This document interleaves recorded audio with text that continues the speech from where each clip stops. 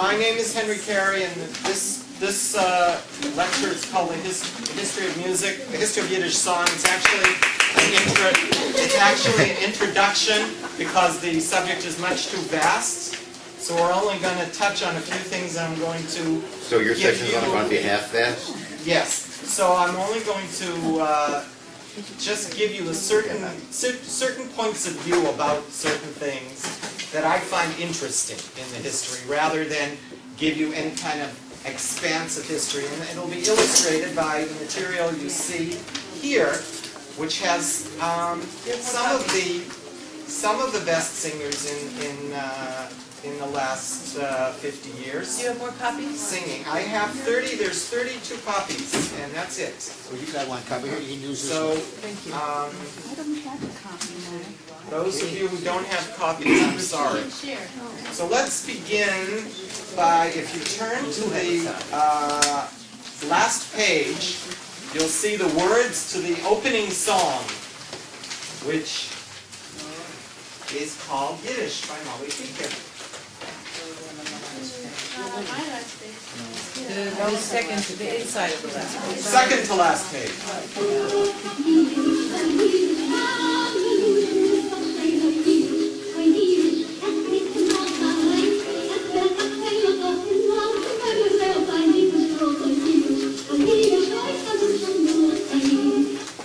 All right, because somebody didn't get to it, I'm going to go back and repeat it.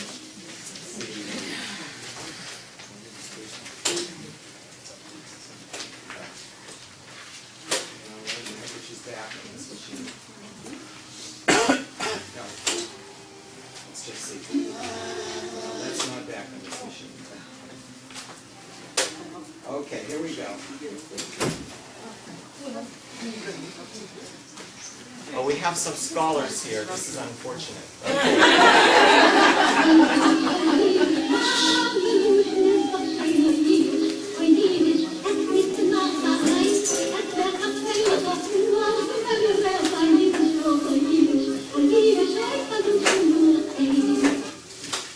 So,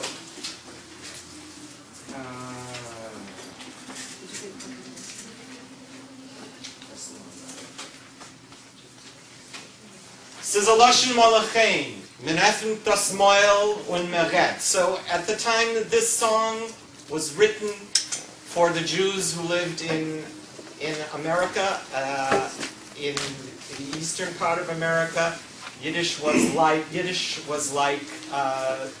Mamiloshin and was totally natural to them. And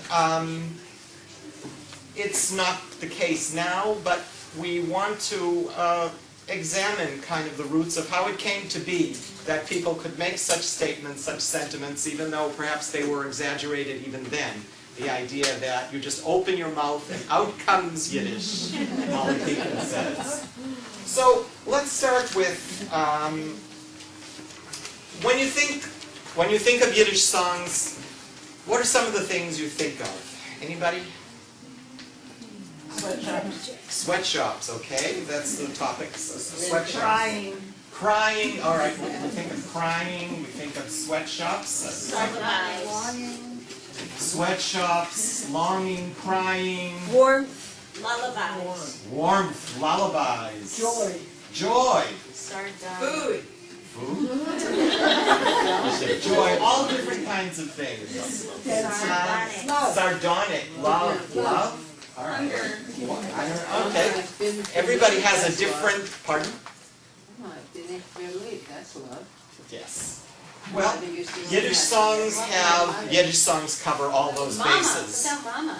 Mama. Mama. Yiddish songs cover all those bases. All those bases. Vela.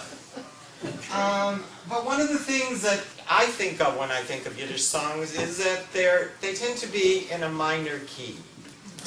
And in fact, Mark Slobin has statistics on this, but one thing you should know the term Phrygian mode or Phrygisch mode, which I think it's something like this. Da da da da da da da. I was told if I went da da da da, it's not Phrygish, it's Aeolian, but that's Da-da-da-da-da-da-da-da. Some people actually call that the Jewish mode, though it's not really, strictly speaking, accurate, because this covers a lot of the music in the Middle East, a lot of the music in the former Ottoman Empire. You will hear the same kind of music, gypsy music. A lot of it has the same melody. And then that's about, according to Mark Slobin, it's about 20% of Yiddish music, and 80% is the normal harmonic minor, and the rest can be major or can be another mode. We notice a lot of similarities like this. I, in fact, was shocked many years ago when the gentleman in the back over there gave a workshop, and he played a '78 recording of Aaron Lebedev's song, which was in fact a Greek recording. Do you remember that? Yeah, I'll probably play it Monday, Mitch. Oh, it was really freaky for me to hear the same exact song that was sung as a Yiddish theater song that was actually a Greek song. First half of Lydia Kopson. Aha. So we have a lot of similarities. If we go back to history, thank you. We don't know how people sang in biblical times, though we know they sang and we know they had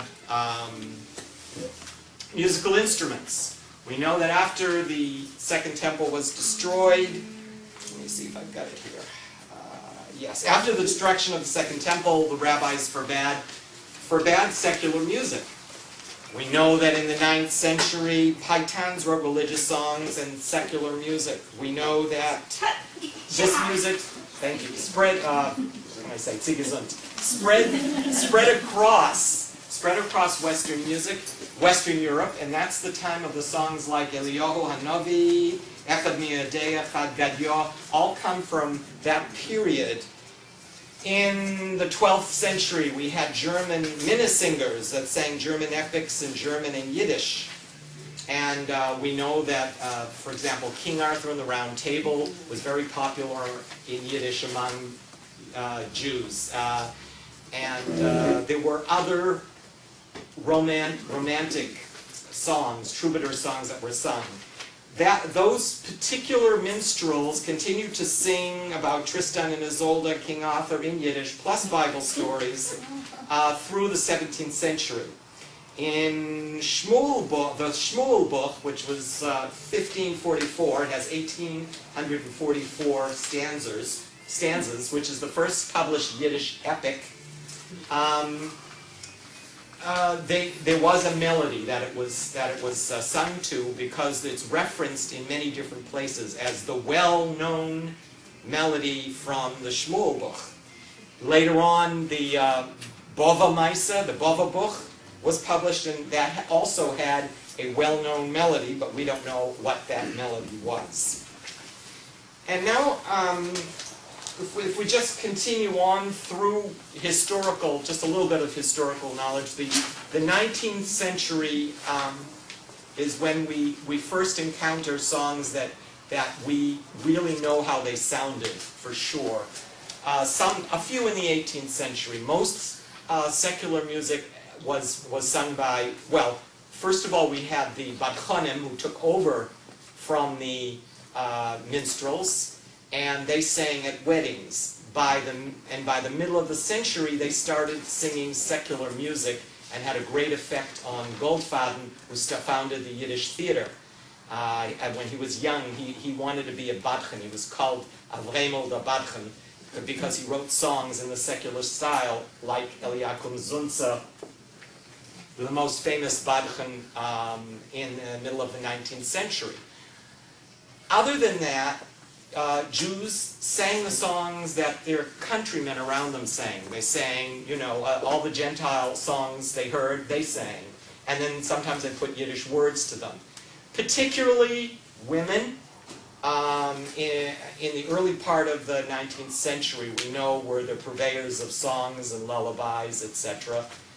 And from about the middle of the 19th century, we started getting songs being written by the time we come to the 20th century, virtually all Yiddish songs were written songs.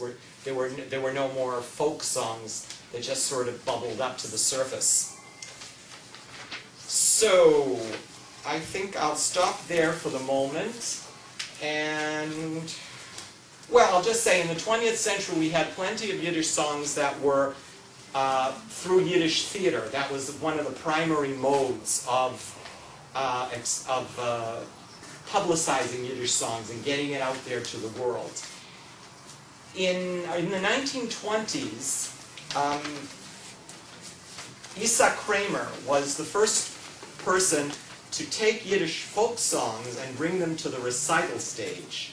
She was an opera singer from Odessa who also was an interpreter of folk songs, and she took songs from the folk repertoire as well as a little bit of theater, but mostly from the folk repertoire, and sang them on the recital stage. And from that point onwards, from the 20s to let's say the 60s, it became very respectable to sing Yiddish songs, particularly Yiddish folk songs and art songs on the recital stage by singers who were classically trained. So we had another whole trend going on at the same time as we had the Yiddish theater songs. We also had a few famous songwriters who had nothing to do with Yiddish theater. In the end of the 19th century, there was Mark Warszawski, who I call him a bard, a singer-songwriter, like Bob Dylan, let's say. And he wrote about the life around him in the Ukraine. He lived in Kiev, he was a lawyer, and he was championed by Shalom Aleichem. In the 20th century, we have the most famous Yiddish bard, who was Mordechai Gebirti, who wrote beautiful, beautiful songs about life in 20s and 30s and 40s in Poland. And he was killed in the ghetto 1942, in the Kovna ghetto. But he was a cabinet maker, I think, by trade. Not a stolio. Yeah, I think he was a cabinet maker by trade. But he wrote beautiful, beautiful songs. And those are two very important people to remember. To give you a little historical background here, one of the first people to start collecting Yiddish folk songs was S. Ansky, the man who wrote the Dybbuk. He took people out he took a group of researchers out with him, and they went into the field to collect Yiddish folk materials and folk songs, and out of the folk materials he created the Dybbuk. Ruth Rubin, of course, did the same thing in the 20th century. She collected as many songs as she possibly could and wrote historical manuscripts. And there's been a recent book published of her last stuff that she didn't get to publish by Chaim Lotek and Mark Slovin, if you've heard of that book. So I mentioned Eliakim Zunzer as one of the famous Badchanim. Badchan was officially a wedding singer, somebody who sang and entertained at a wedding and had to make up rhymes. He was kind of like an MC. If anyone's ever been to a Russian wedding, a Soviet wedding recently, they always have an MC there that sort of leads the whole thing. Well, the Badchanim used to do that, and they also had poetry that they had to make up on the spot. But Eliakim Zunzer was one of the first who created secular songs. We've talked about Warszawski, Gebirti. Now, I was going to bring this up later, but since we're on the subject of who these people are, at the end of the 19th century, there was a very big push for nationalism in music. And in Russia particularly, there was Cesar Cui, Rimsky-Korsakov, Mussorgsky. They wanted to have Russian music, national music, not Western music. And somehow at the St. Petersburg Conservatory, a group of Jewish students were accepted, and they wanted to write Russian national music. And Rimsky-Korsakov said to them, You're Jews. Why don't you write Jewish music? So some of the first art songs that we have are from this period, from the St. Petersburg school. People like Moshe Milner, Solomon Golub, later Joel Engels and Achron, and some of them came to Israel later and composed not just songs, but violin concertos and all sorts of other wonderful music. In the later part of the 20th century, the most famous art song composer was Lazar Weiner, who was also a conductor and accompanist and arranger for Central Synagogue in New York. And his songs sound a little bit like Poulenc or Debussy. They're very modern, and they run the range from folk style to totally modern. And of course here we have Avram Goldfaden, who knows? Who's Avram Goldfaden? Very good. He's considered the father of the Yiddish theater because he is the first person to come up with the idea of having a Yiddish theater troupe doing plays in Yiddish. Other people have said he wasn't the first, but according to his autobiography, he's the first. And we know that he did put together among, if it wasn't the first, it was the first musical theater piece in 1876, I believe.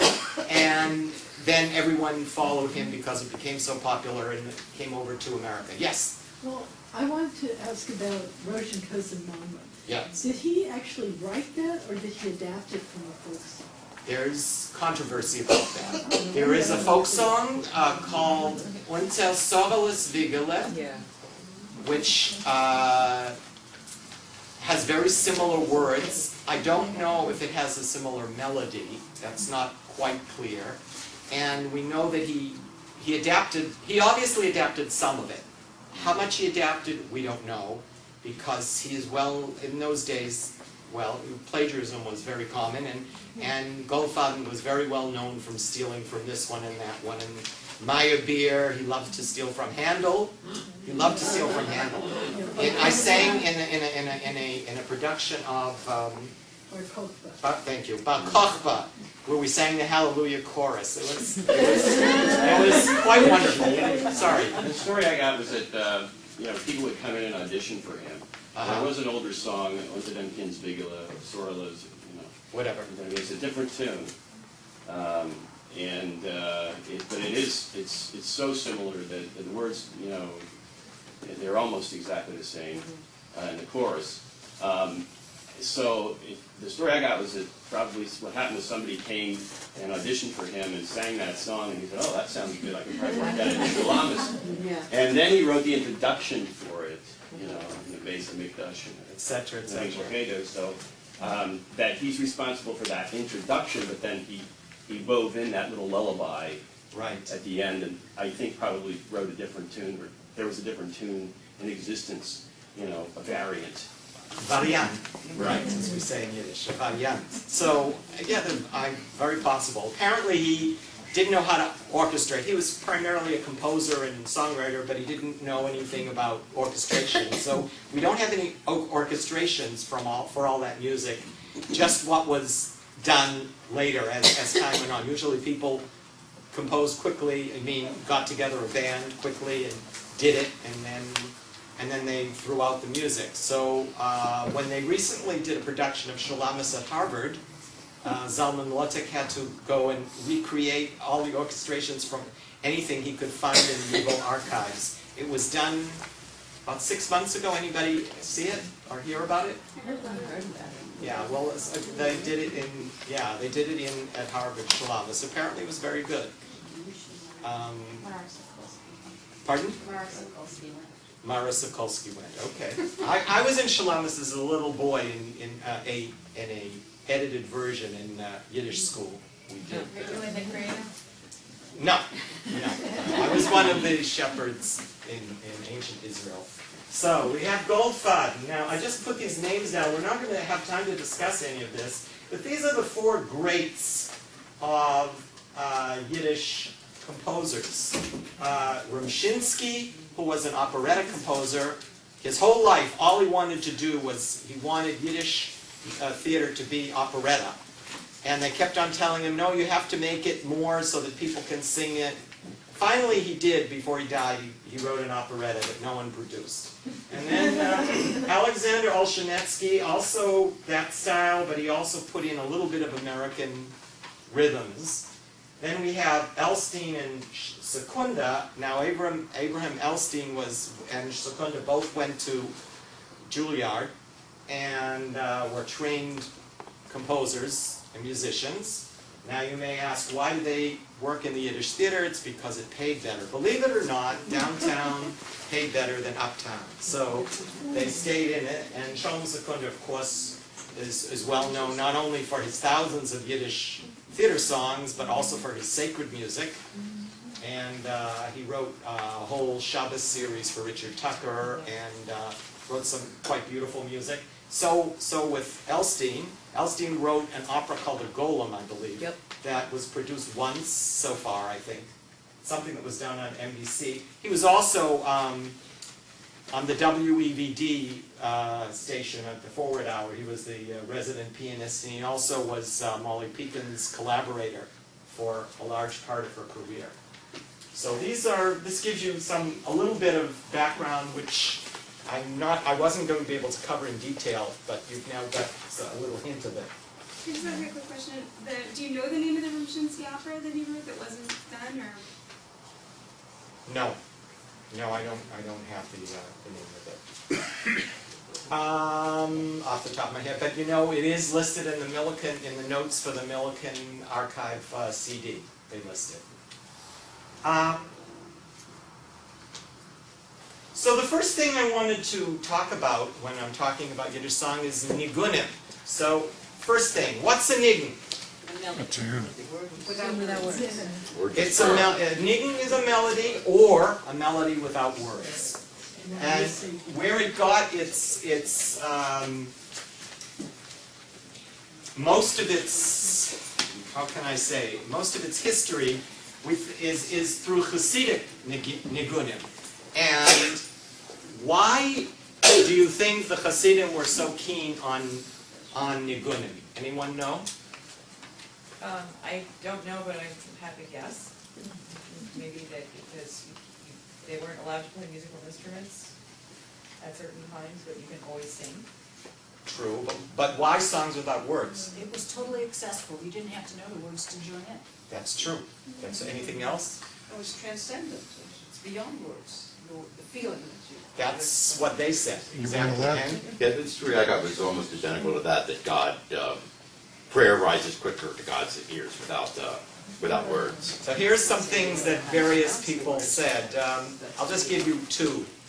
Of all the halls of heaven, the hall of music is the lowest and the smallest. But he who wants to approach God has only to enter this hall.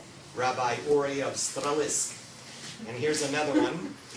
Melody is the outpouring of the soul. Words interrupt the stream of emotions. For the songs of the souls at the time they are swaying in the high regions to drink from the well of the Almighty King consists of tones only, dismantled of words. This is from Rabbi Shneur Zalman of Vladi, who was the First Lubavitcher Rebbe. first Lubavitcher Rebbe. Thank you. It's a class, I don't need to teach anything. So what I want to do now is, when you think of nigunim, what syllables do you usually think of? I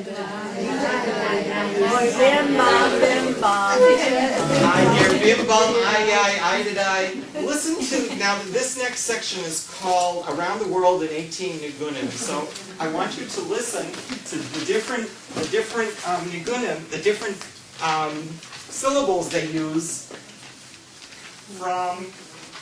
for nigunim.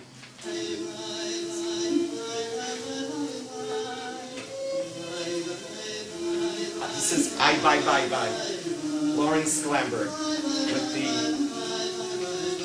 Plasmatics and It's a Hellman.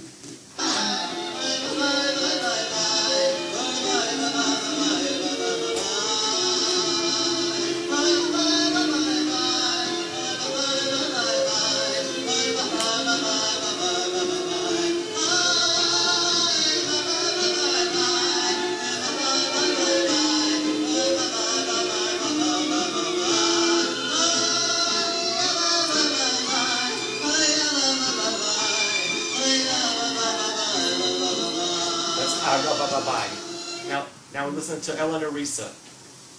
She's here today. It's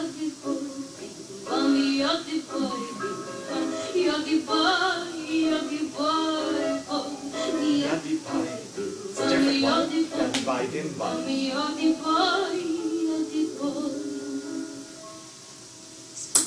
Famous basso, Cedar Wilarski.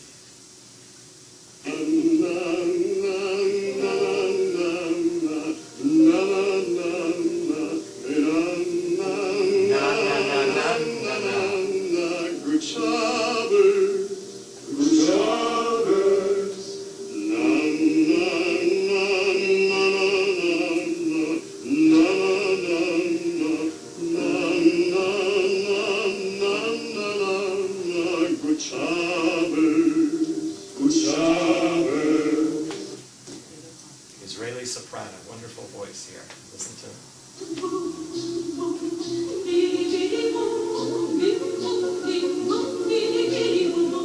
bom, bom, bidi, bidi, bom.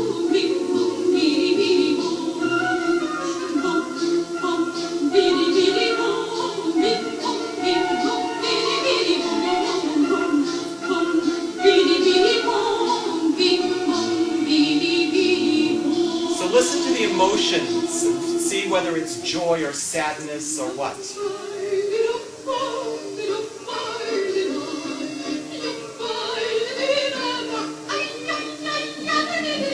Yep.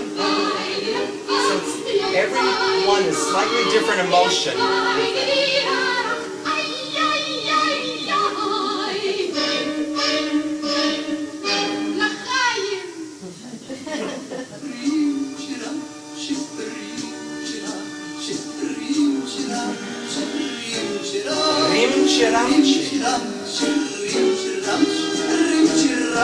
Mishka Albert.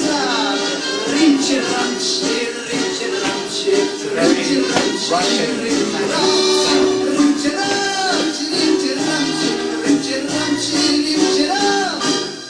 Nechama Lifshitz from the Soviet Union. She's in Israel now.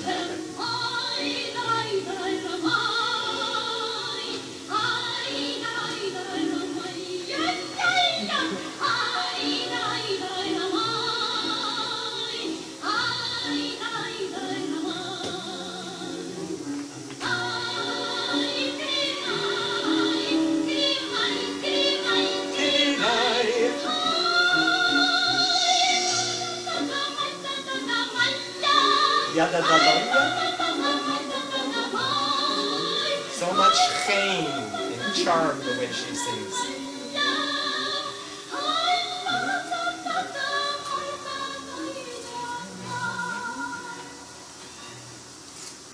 And Michael Alpert again. This is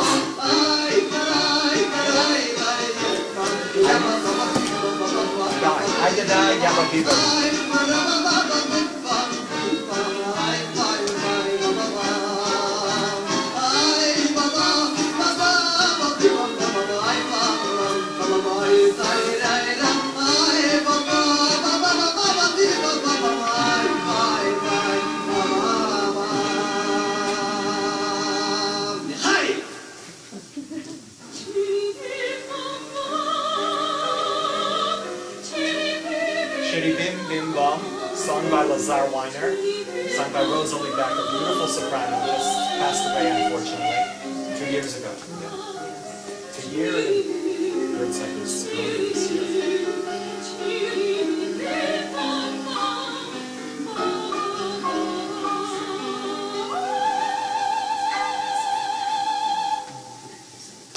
Shitty Bim Bim Bom, this is Robert Abelson, a cantor.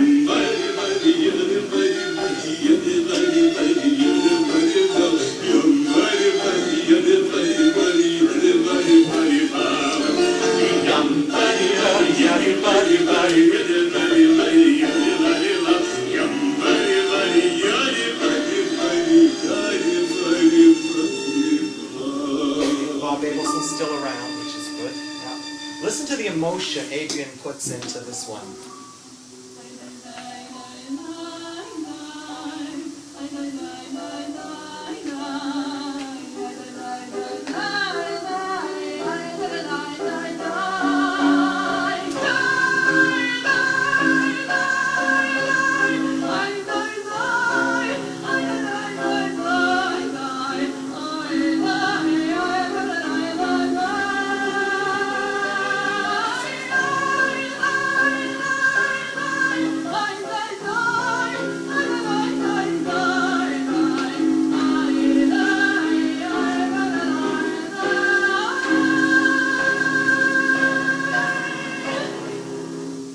next is a Toronto band singing this song.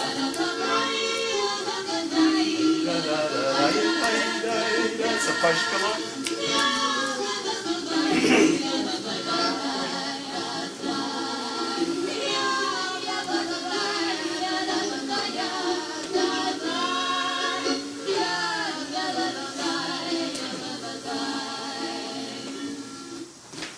Now, a little bit of I Digga Digga Dum, which is only Romanian Hasidim do this.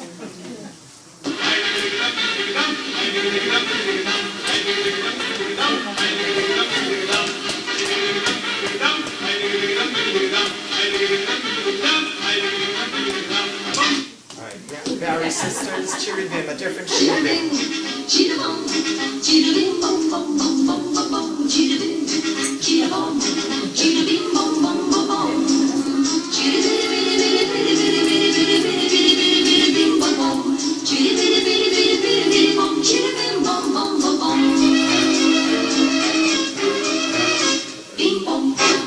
And now we hear Hasidic in America, which is an attempt to make this song a little bit Americanized. Moshe Oisha and his first wife, Lawrence Weiss.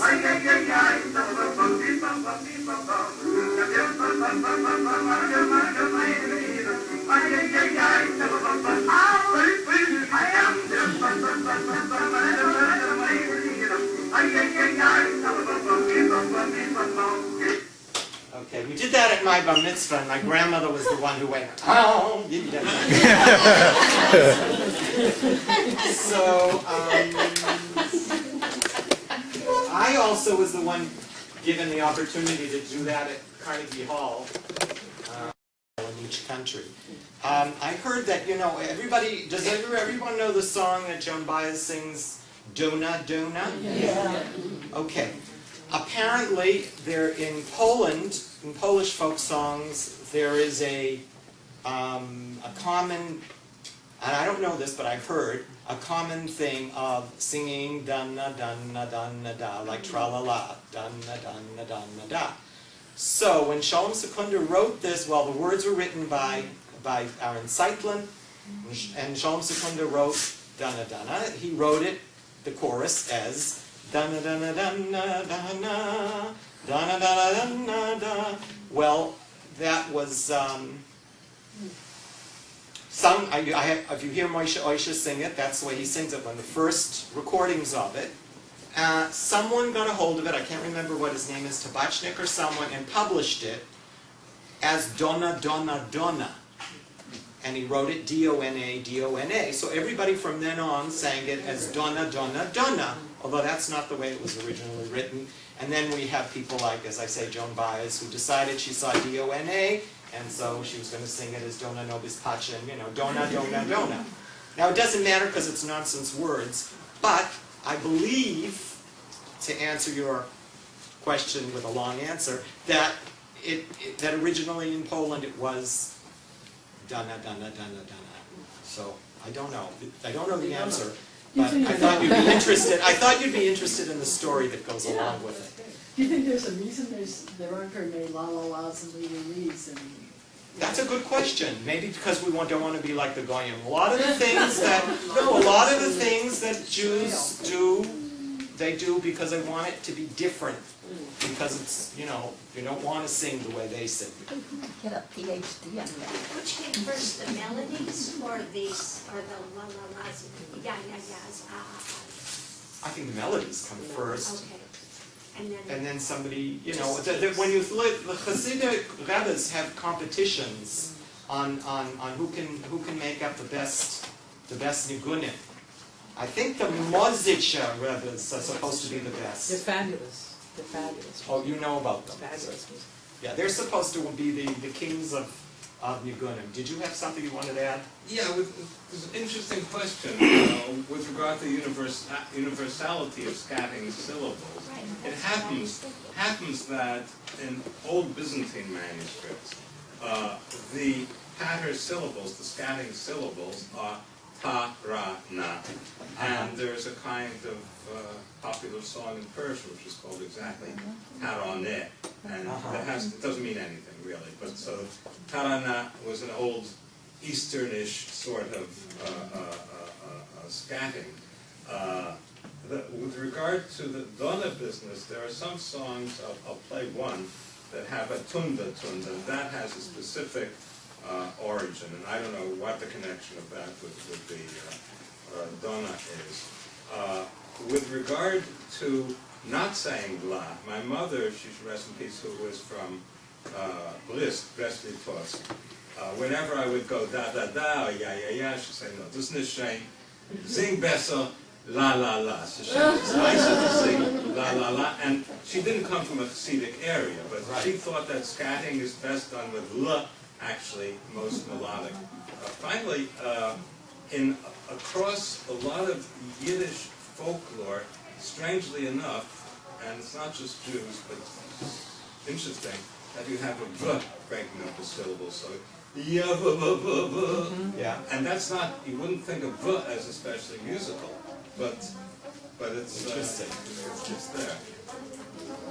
And since I promised you, thank you, since I promised you 18, there's 2 here which have words. So some nigunim, even Hasidic nigunim, have words put to them. And you know probably the story of the Rebbe, Schneerson, who studied at the Sorbonne, and graduated, got a PhD in physics, I think. And one day, some French Hasidim came to his place in Borough Park, and they wanted to greet him, but they didn't know how to greet them properly. So he sang to them a song.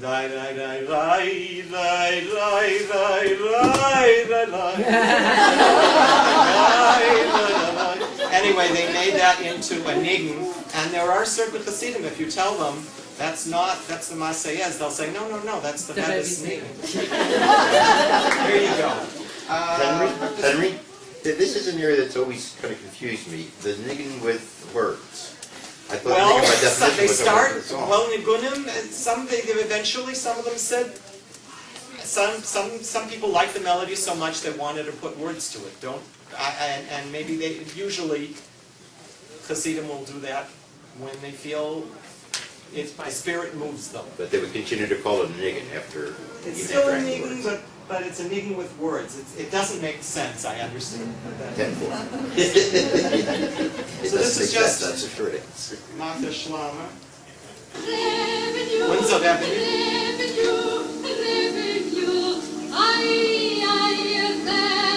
This is our sort of semi-niggin. There's only 2 words in the song.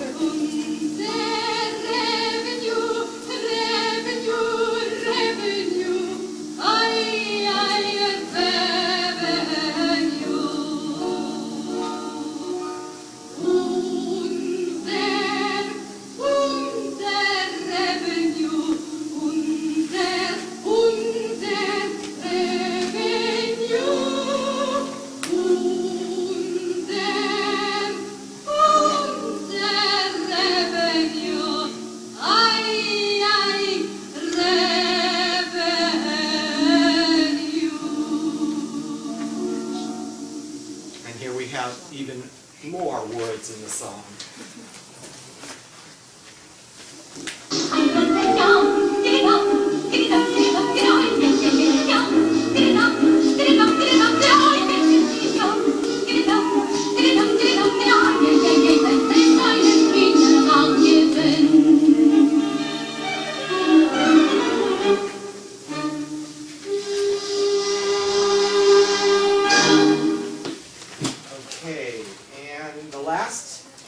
Selection from this series is, if I get it right. I thought she was scatting there because it's so hard to sing all those words. Could be. Let's see if I put it in correctly.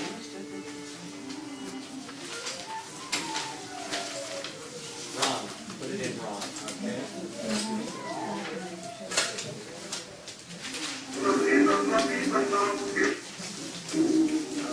Now go to the second to last page to get the words from this song. This is called The Wandering Niggin by Molly Pekin. talks about how the Niggun travels, the Niggun is part of the Jewish people, and it travels with us everywhere.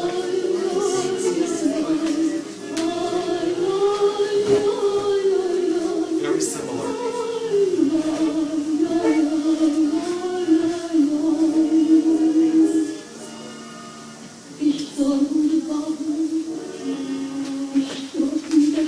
Gestorben, dass war in the second cover.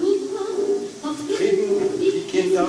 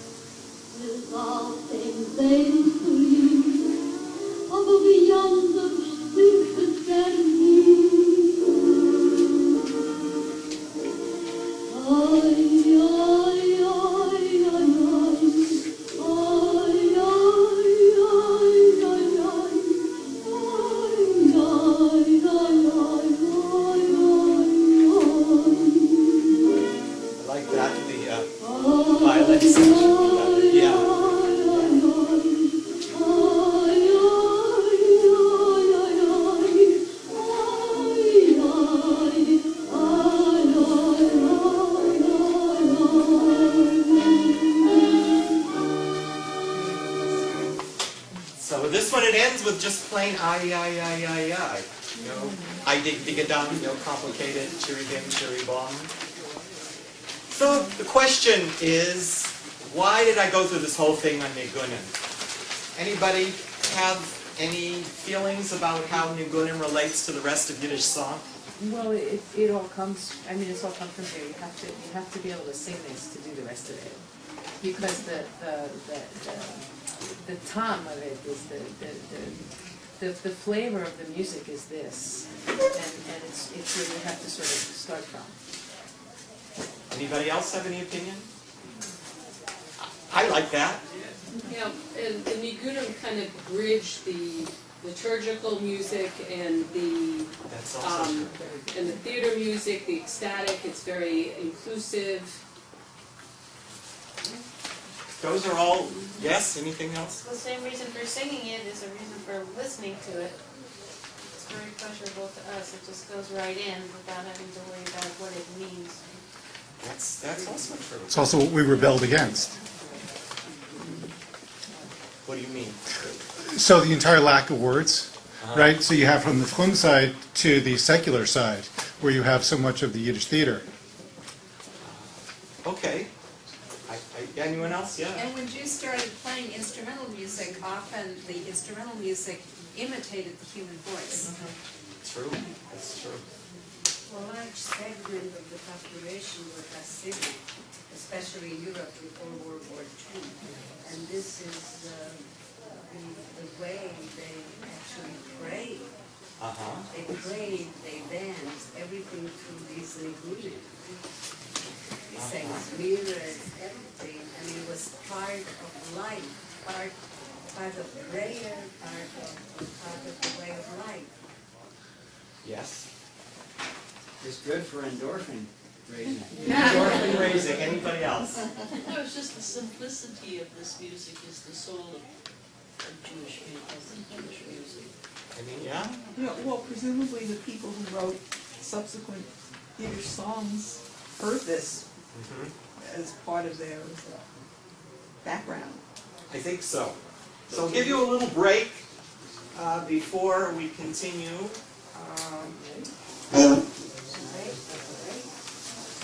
There's also a north-south thing. There is nothing that white is the spot on. Family will like it a lot so. When they're set to eat, just give them this treat. My Chevrolet's American motto. N-A-N-I-S-C H-J-W-I-T-Z.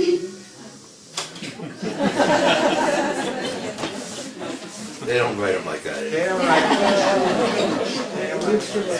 All right, the next section we're going to have to speed through in interest of time, which is on folk song, which is the largest kind of topic that I could possibly spend 10 hours doing.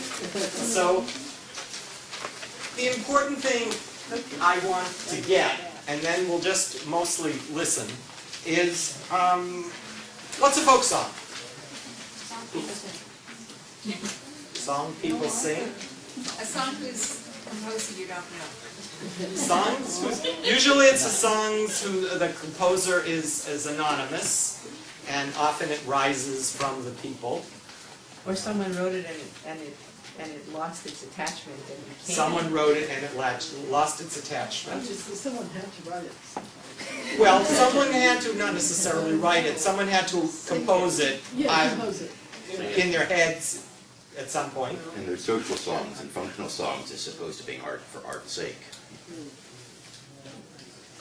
Okay, now we have what we call Volkslieder, folk songs. We have what we call Volksstimmliche Lieder, folk style songs. So that would be a song that was written by a composer, and we know who the composer is, but they wrote it in the style of a folk song. I'd say that Donna Donna Donna was written. You notice I don't call it Donna Donna Donna because Masha Benya corrected me and said never call it that. So Donna Donna Donna is in the style of a folk song, but it's not a folk song. You know, it was written for a operetta called Estapke, which I don't know whether it was ever done again. Everyone know the story of Estapke? She was a Jewish, well you know the story, Jewish saloon keeper's daughter who was, according to legend, the King of Poland fell in love with her when he stopped by the tavern to get a drink. And I don't know whether at the end of the story he marries her or he doesn't marry her, but it's a love story between, Estapke has a love story between the King of Poland and this Jewish tavern keeper's daughter. If anybody, no one in this room knows the legend of what happened to Estapke? I can't remember, but I know the legend. It was all I know the song Estapke. Oh, okay. But you don't know what happened to Estapke, whether she married the king of Poland or not. I did not know that story. Oh, okay. Well, anyway, that's where Donna Donna comes from. So, the third category is folklorized song. And what is a folklorized song? Art song taken down a bit. Good idea. It's a folk song that it's a song that was not a folk song, but everybody thinks is a folk song, and sometimes everybody sings it and changes words and changes the music. And examples of this would be Russian Kiss mit Mandlin, Eufen Pripyatchik, maybe not so much belts. I don't think people think that's a folk song. But people do definitely think Eufen Pripyatchik is a folk song, and they think definitely Russian Kiss mit Mandlin. What would you call it? They're not folk songs. They're not folk songs. They're songs that were written by composers whom we know that have been folklorized. Wouldn't Rodzinkus be called an aria? I mean, it's from an opera. Well, It may have started out I don't like think that. so. I would say it's more like an operetta. It doesn't really qualify as an aria. Oh, okay. I don't think so.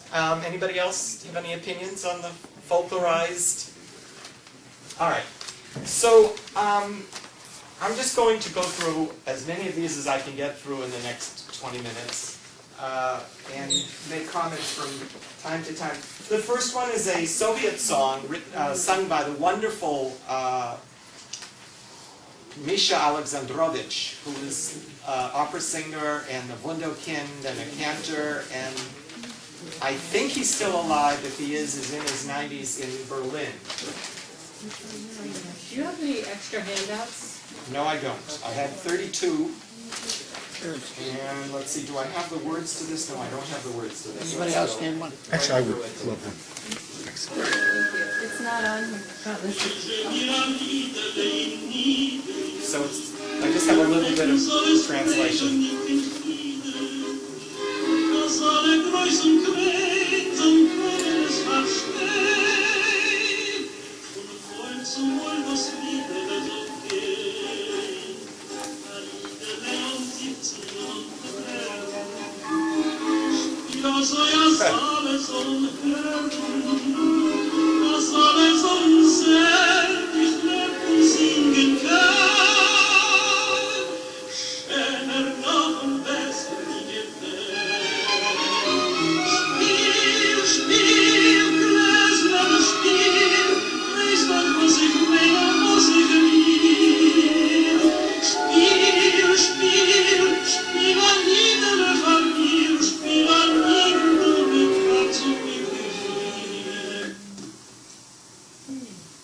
Now, just a section of a wonderful lullaby. I think Rosalie Becker sings this beautifully.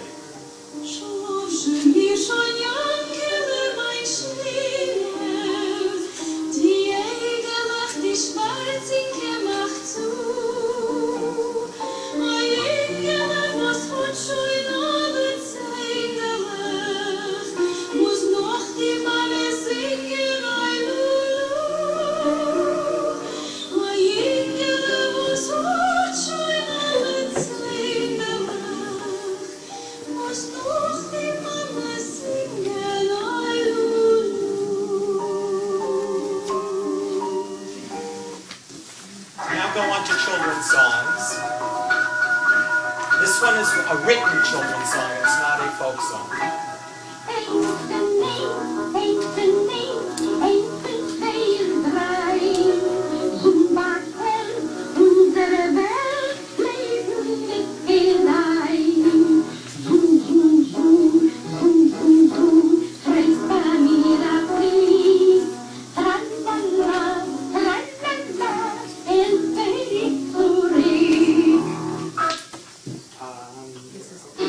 I just wanted to say that some of these songs were written by Michael Gelbach, a whole collection of children's songs. Kukureku, the next one. Some of your handouts are missing this page, by the way. I don't have this page at all. You don't have What is a Folk Song, page 2? No. Oh my God, this is a very important page. How can that be? I only have 2 pages. You don't have it on the back? No. Oh, you have only, you don't have it? No, I have it. So how many people don't have it? Oh my God, I'm going to have to complain to Copy Central and get my money back. It's on the back of the first page? No, mine is not there. Don't complain in Yiddish. I think they're anti-Semites. Yeah, that must be it. Anti-Semitic, yes. That's always the I've asked to grind, I'll grind it quickly. I don't know if you'll come to this, if you will, forgive me for anticipating you, but there is a style that a whole generation, my mother's generation, usually uneducated, I mean untrained voices, excellent examples, Vanya Sakina, Shefta Vidman, who's been recorded. And there's an entire generation, mostly women, some men too. They do things with a voice that is, it's really a unique style of singing, and things that they don't do, even though they're capable of doing it. But there is a Yiddish folk style. I mention it because it's dying. Michael Alpert still manages to teach about it and illustrate it. But I like people to know that there was such a style of singing with all kinds of nuances of voice, effects, and so forth. Thank you for bringing that up. It's not something I cover, because it is Michael Alpert's thing that he does a lot of this old style folk singing, a cappella singing, where people just sing in the old fashioned style as opposed to the style that I grew up with, which was professional singers like my mother just there singing Eins und Zwei in a more trained way. The closest I come to it is a few things down, where I have my grandmother singing an a cappella song called the Bialystok Pogrom, and that is in the style that you're talking about. So I'm glad you mentioned it. Thank you. I don't know how far we may have to cut this, but let's go as fast as we can. Extend it.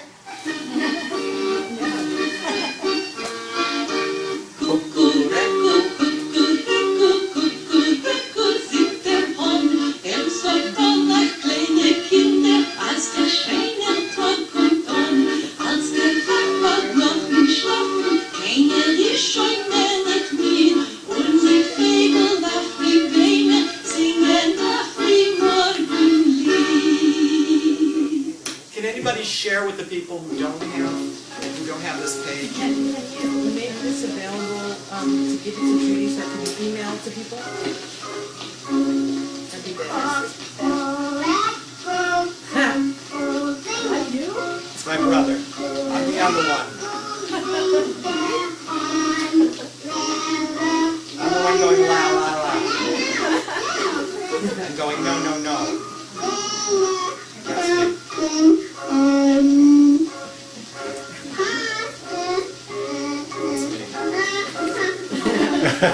We won't hold it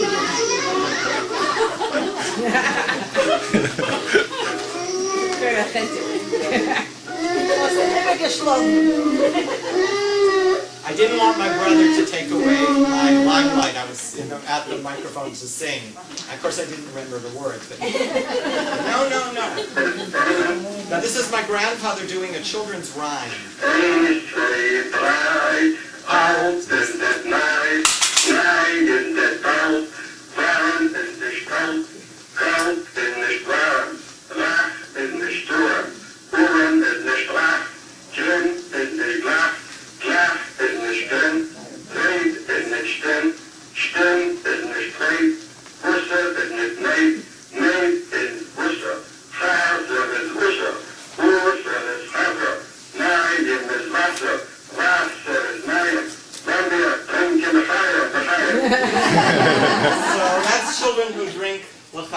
The only word out of that I've never been able to find, I think I'll send it to Mendele, is he says, Naid is nit bussa. Bussa is nit naid, or made. And I have no idea what that means, except it maybe is a type of fish, because that's the only logical thing that would fit there. Something like naid or made is nit bussa, bussa is nit made, chazar is ussa. So, bussa is meat. So, naid is nit. But what could... I know what mead is. I know what mead is, but it doesn't fit in the song. But so I don't know what that word is. But anyway, that's not quite what you meant in terms of folk style, but it is an original a cappella rhyme. I'm not going to go through courtship, love, marriage songs. Many people know them. That's your grandmother. Oh, sorry. Now we're going to hear Bialystok. The Bialystok pogrom songs are on the number 3 on the second to last page. For those who don't have it, the translation is, who hasn't read in the newspaper from the famous city of Bialystok, what a tragedy occurred there in only 2 or 3 days. When the outcry arose to attack the Jews, rocks were hurled at windows, blood flowed in the streets, splashed against the walls. Jews were beaten and killed, their blood painting the walls. There's other verses where they throw little babies from the 3rd wall and they kill pregnant women, and it's a delightful song. And it's very similar to an Odessa pogrom song, which I heard. Yes. And Kishinev pogrom, they have a lot of the same words. Vize hot, etc. Ruth Rubin has a very nice folkways recording She sings on some of them, but a lot of them are just plain folks, and they're great things, and one of them is this. Odessa pogrom, I think she does. It's really worth hearing. It's called The Old Country. The Old Country. The Old Country. I think I heard her on The Old Country doing the Odessa one. This pogrom, there were many. There was one in 1905, but I'm not sure if this is the one she's singing about. Is this your grandmother? This is my grandmother. The big one.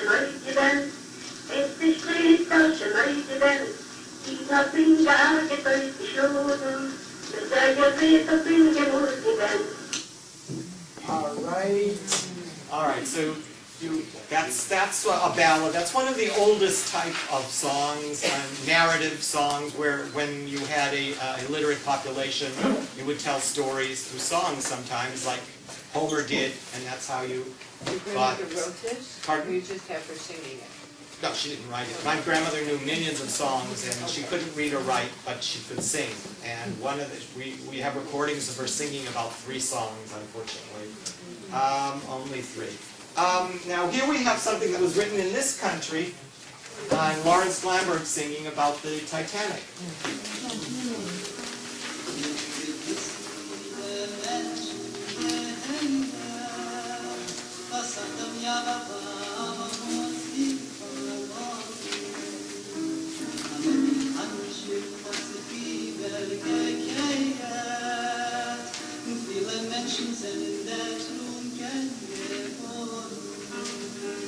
Statt ein vorliebe Menschen, die Kardine, die Kreuz ist gewähnt aus Sonne. Denn fülle Wasser ist allein die Maschine, und die Lettere ist verloschen geworden. Ai, ai, ai, ai, ai, ai, ai, ai, ai, ai, ai.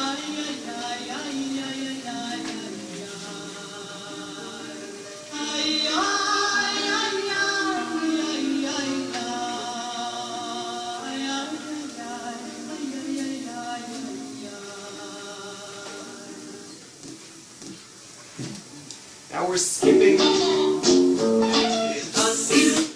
a very, very large collection of, a large category of songs about Hasidim were actually maskilic songs. That is, they're songs written by people who were, I won't say satirizing the Hasidim, and they satirized them in 2 primary ways.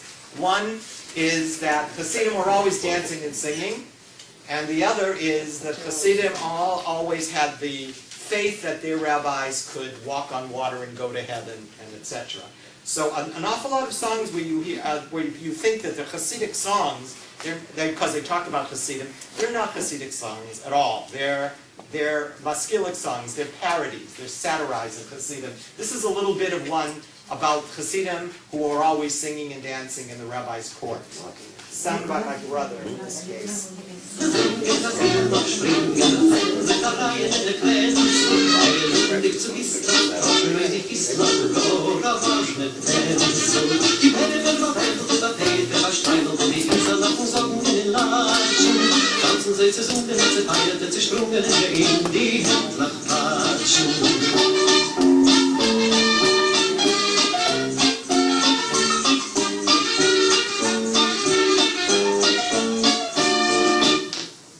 Now, I'm just going to skip down to a category which we don't hear very much about, which is underworld songs. There are whole collections of songs from the Jewish underworld, songs about thieves, songs sung by thieves.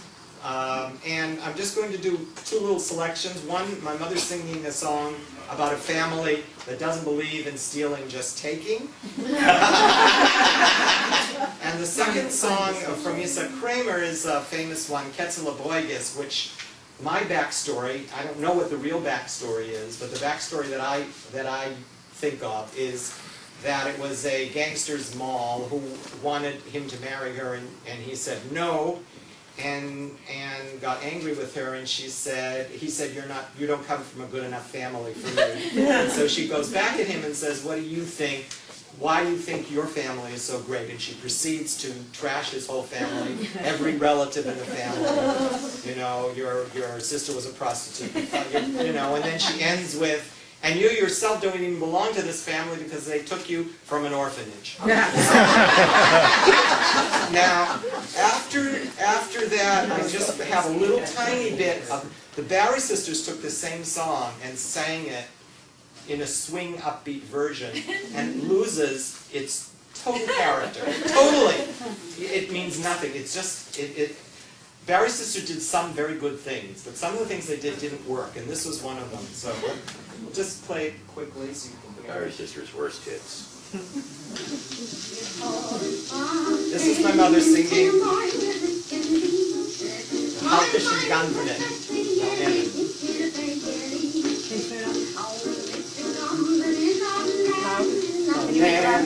Ich halt mich in Ganvenen, no nehmen, no nehmen.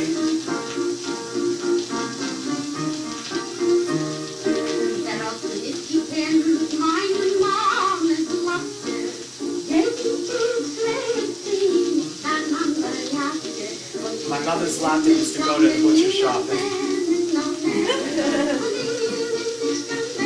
God forbid, not stealing, just nehmen. Without Ketzel Aboiges.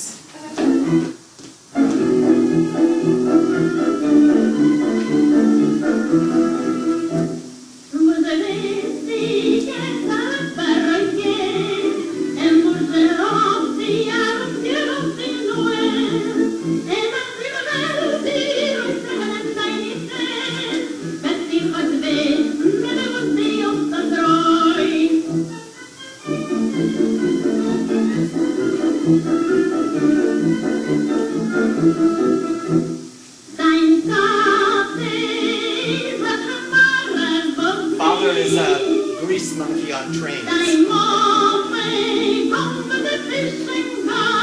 Mother steals fish in the street. Our brother is a thief, a big thief. And the sister goes around with sailors.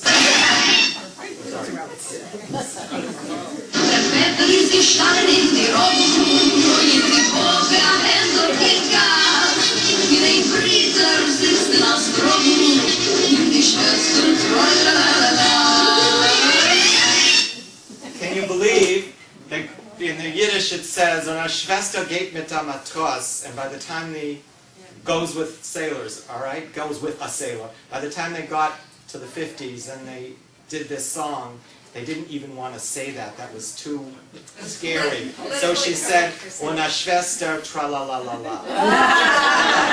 So there you go. That's even dirtier. It's implied. That's implied. Now, there are very, very, very few songs where anyone is happy about being in the military, but this is really unique, Yossel Bear. So I have two versions. Yossel Bear in militaire, who serves in the military and loves it because he can wear high boots and swagger around and get lots of girls.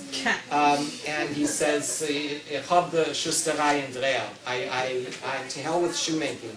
Then there's another melody by Michael Alpert. You can hear both. We're running out of time.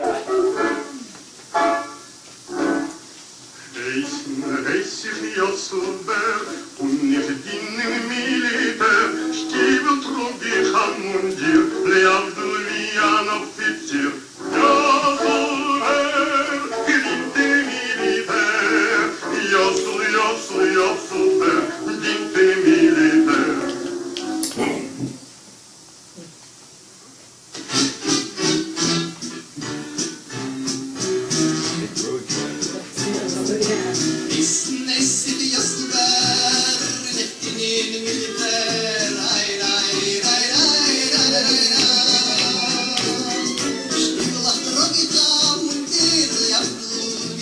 Notice what Martin said about the style. In this one, Michael Albert likes to put in little fetches, which he feels is more authentic.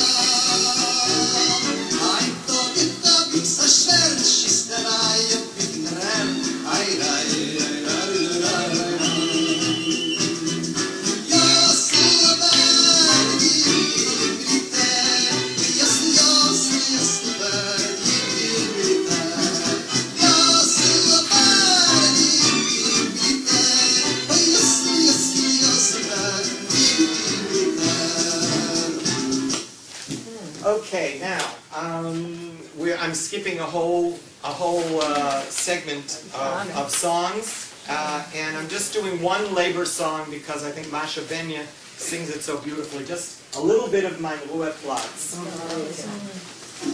Nicht such mir dort, wo Vögel singen, gefindst mich dort nicht, mein Schatz.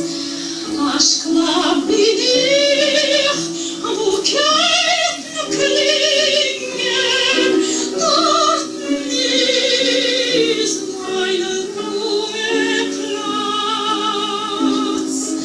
Dort ist meine Ruheplatz.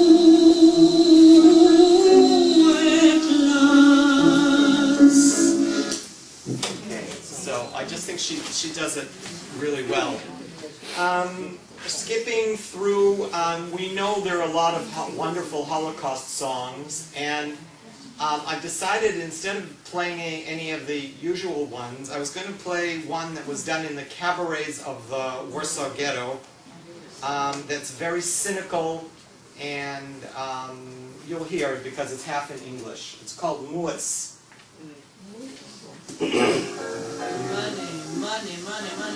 Money, honey, money is the only thing. If you don't have money, you can kiss your ass goodbye, because money, honey, money is the only thing. Moes ist die erste Sache, ja, Moes ist die beste Sache. Hast du nicht gewusst, sie ist zu dicker Klage, gib mir weg die Bonne und sag da guten Tag, weil Moes ist die beste Sache. And the Jew government here in ghetto land, they oppress us with heavy, heavy taxes, but in return, they kindly give us all the bread and saccharin we can stomach. I tell you, money, honey, money is the root of all things. Die jüdische Gemeine nimmt von uns dann Mine und gibt uns doch zu essen, bereut mit Sacharine, weil Moes ist die beste Sache.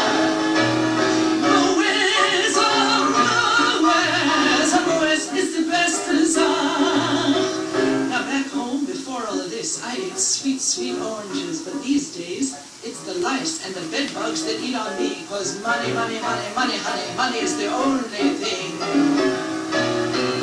In der Heim hab ich gegessen Pomeranzen, heim essen mich auf, der Leis mit dem Wanzen,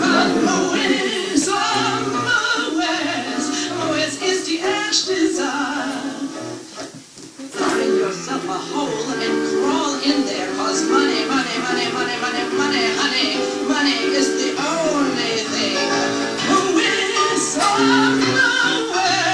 Moes is the best design. Moes is die erste Sache. Hast du nicht kein Moes, komm jetzt von dicker Plan, gewinnt sich Allah und kriegt heran. Moes ist die erste Sache.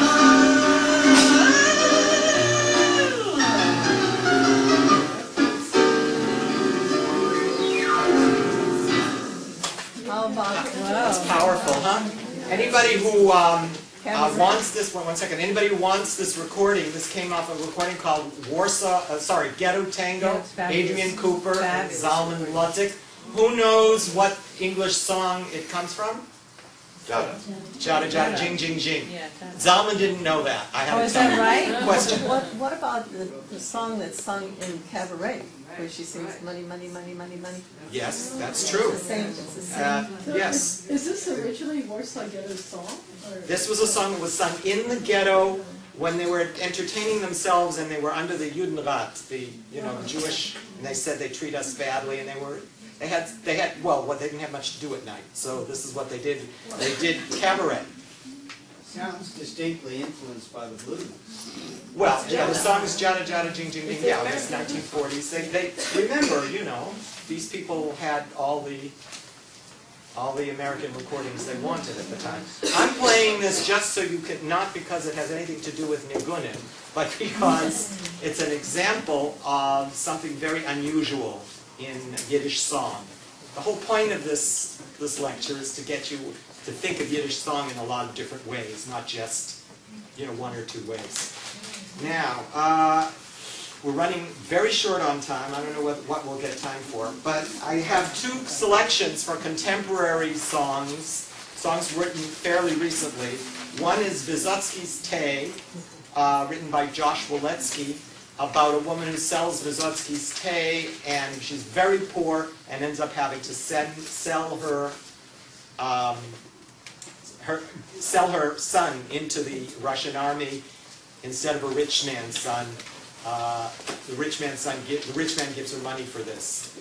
And then the second song is a Hauptlied by Bela Schechter-Gottesman, which is a wonderful song about growing older and how you should enjoy life even when, it's autumn and the trees are full of gold. Think of old age like that. So here's selections from both.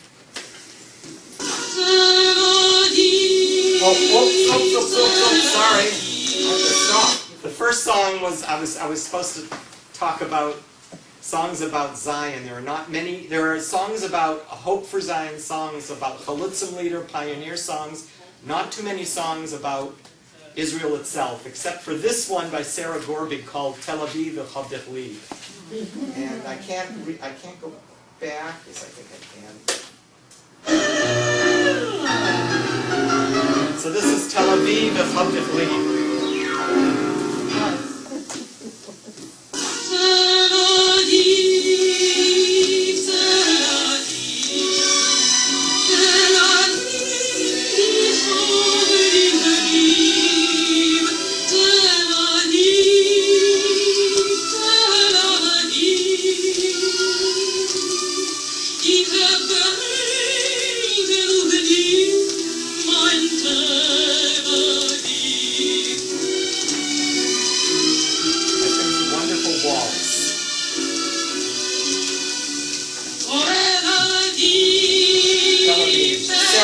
Wonderful singer from Romania.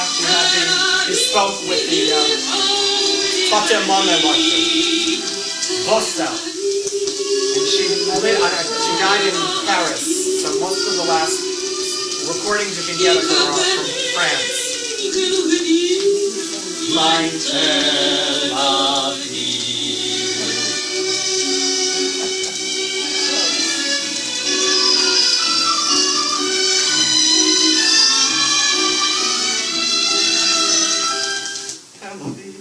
Now Vysotsky's Tay. Vysotsky's Tay. Vysotsky's Tay. Mir ruft mich ikit auf Polischkewitsch, mir macht Kreuzig von jedem mehr auf dem Weg. Ich verdien mein bissele Parnasse, verkäufen bei die reichen Gide.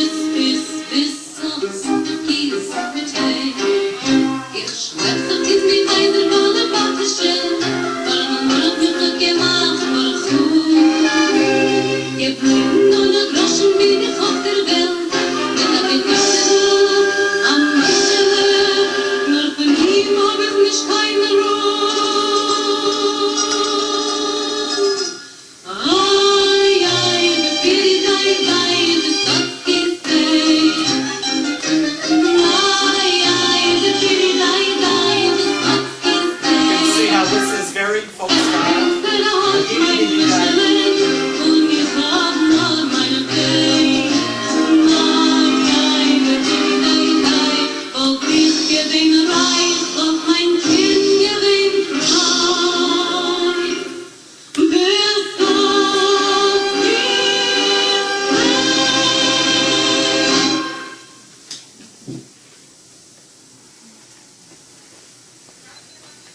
Now, Hauptlied, Autumn Song.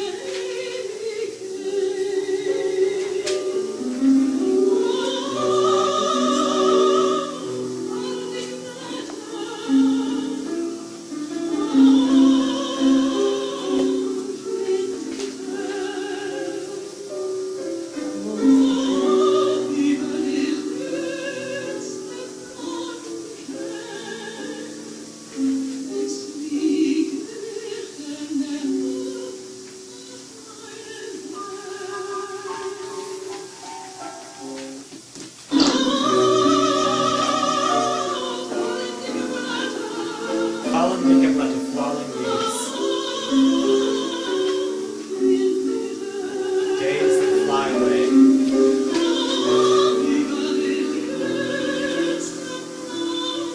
How will I now recall the woman?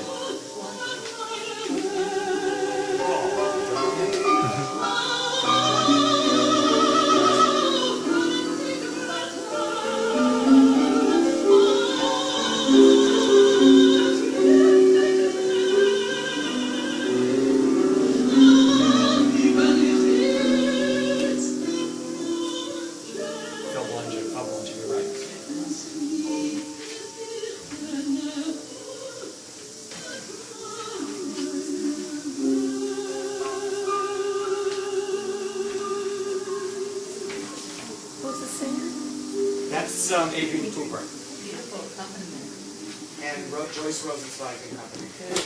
Okay, I'm going to skip the selections from the art songs. An art song is a song that's written to poetry in a classical mode with classical singers. And there were plenty of Yiddish art songs. The most famous art songwriter was Lazar Weiner, whom we talked about before. Yiddish theater. The Yiddish theater runs the gamut, the music in Yiddish theater, from melodrama to heroic songs to love songs. And you just should know when you talk about Yiddish theater the word shund. Who knows what shund means? It means trash, and it's used as a derogatory term for the melodramatic, overkill of a lot of the Yiddish theater, particularly in the early period when they were trying to appeal to the most common denominator. So everyone had a wedding, everyone had a love that was torn apart, everyone had children that were rebelling against their parents, and there was always reconciliation at the end with a big wedding, of course. I don't know what we have time for. I think we have time just to give you some, go down to the very bottom and do the end. No. Let me just see what I can get. We have about 4 minutes. Let's see how far we can get.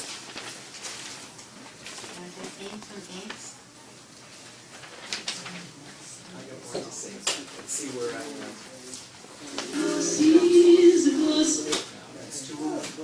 That's loving you.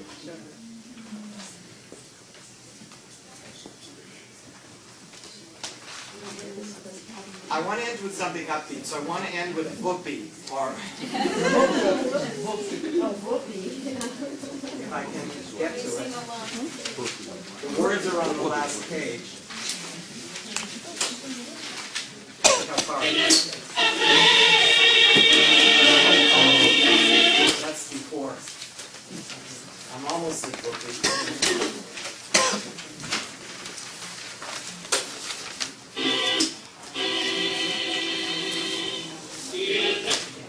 Let's try again.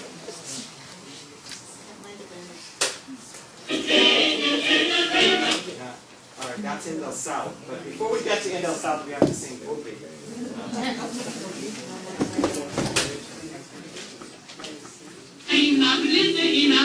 That's whoopee. All right, so let's go a little bit before.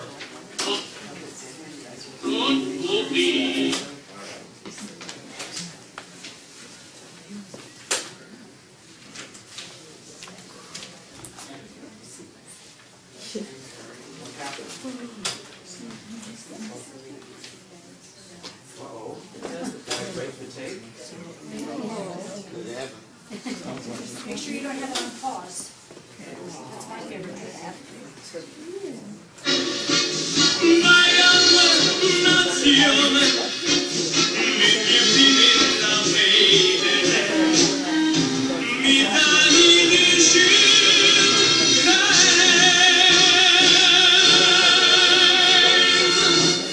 Okay.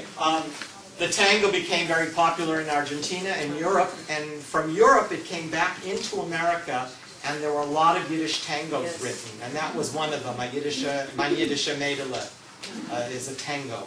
All right, so America, we responded, Yiddish theater responded to American culture, and on the second to last page you have one example with Pesach Burstein singing Whoopee. And then afterwards we have another Busby Berkeley type called In the South. So they're both in the back.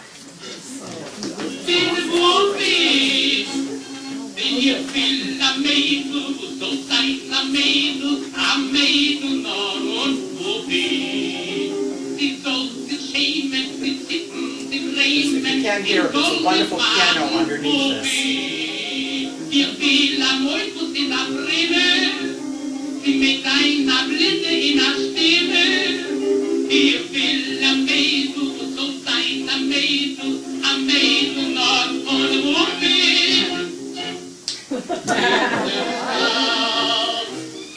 Now imagine this is a Busby Berkeley musical with a big chorus behind them. Alles ist eng.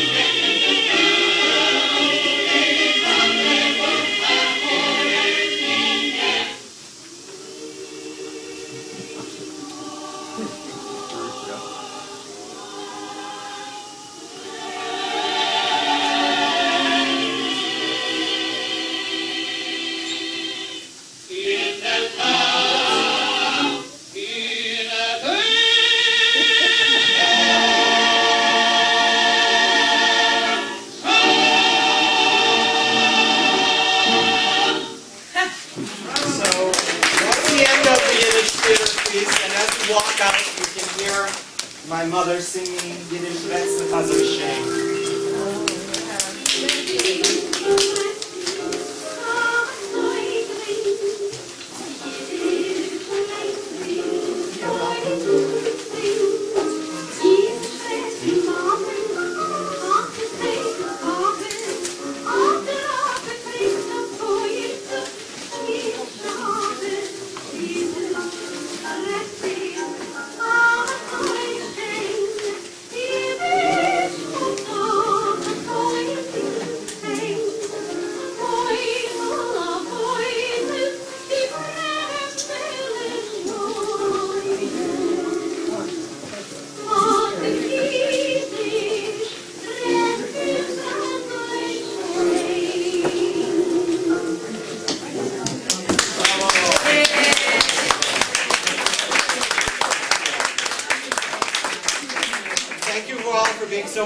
informative. Sorry I didn't get through everything, but it's a big subject. And I hope you enjoyed it. Questions?